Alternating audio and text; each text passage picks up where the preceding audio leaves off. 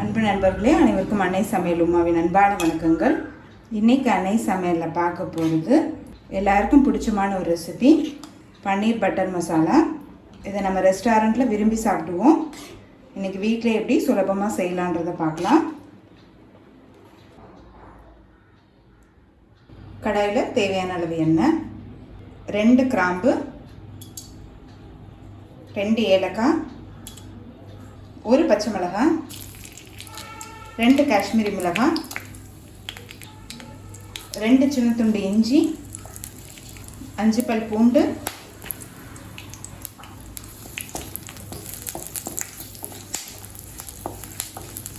2 வெங்காயம்,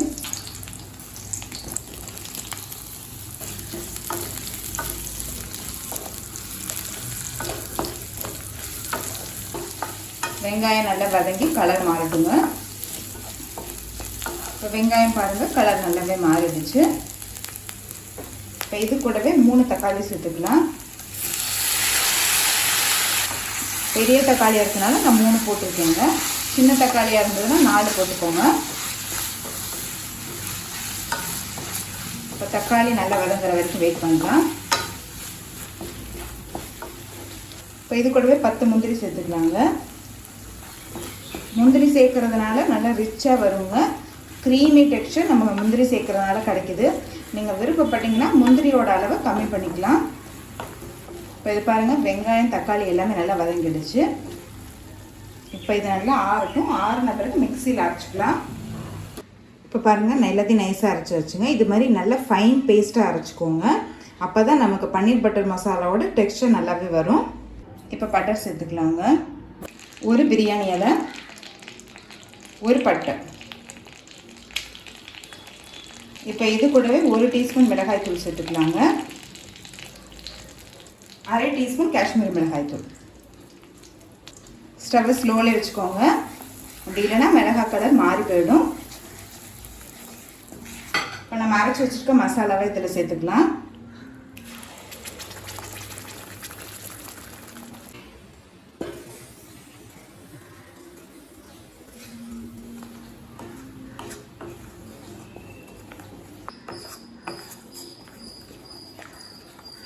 கொஞ்சமாக தண்ணி சேர்த்துக்கலாங்க.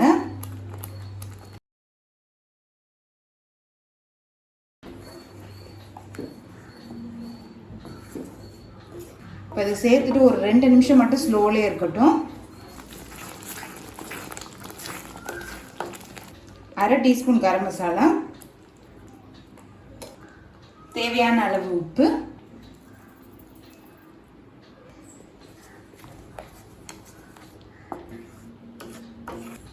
அடுத்தது நம்ம பன்னீர் சேர்த்துக்கலாம்.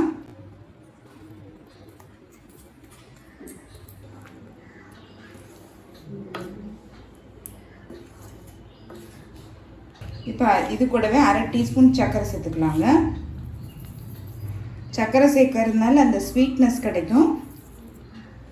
இப்போ பன்னீர் சேர்த்துட்டு ஒரு 2 நிமிஷம் ஸ்லோவிலே இருக்கட்டும். இப்போ பன்னீர் சேர்த்துட்டு 2 நிமிஷம் ஆயிடுச்சுங்க.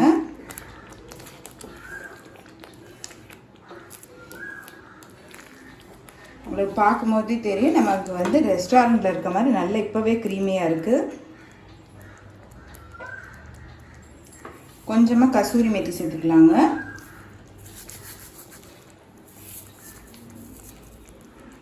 அடுத்தது 3 டேபிள் ஸ்பூன் ஃப்ரெஷ் க்ரீம் சேர்த்துக்கலாம்.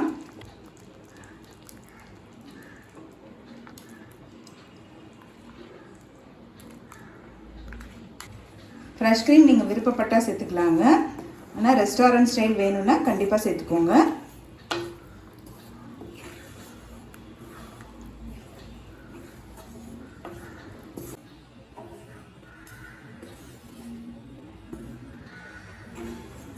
இப்போ பன்னீர் பட்டர் மசாலா ரெடி ஆகிடுச்சு. நம்ம சர்வ் பண்ணிடலாம். இப்போ சுவையான பன்னீர் பட்டர் மசாலா ரெடி ஆகிடுச்சு.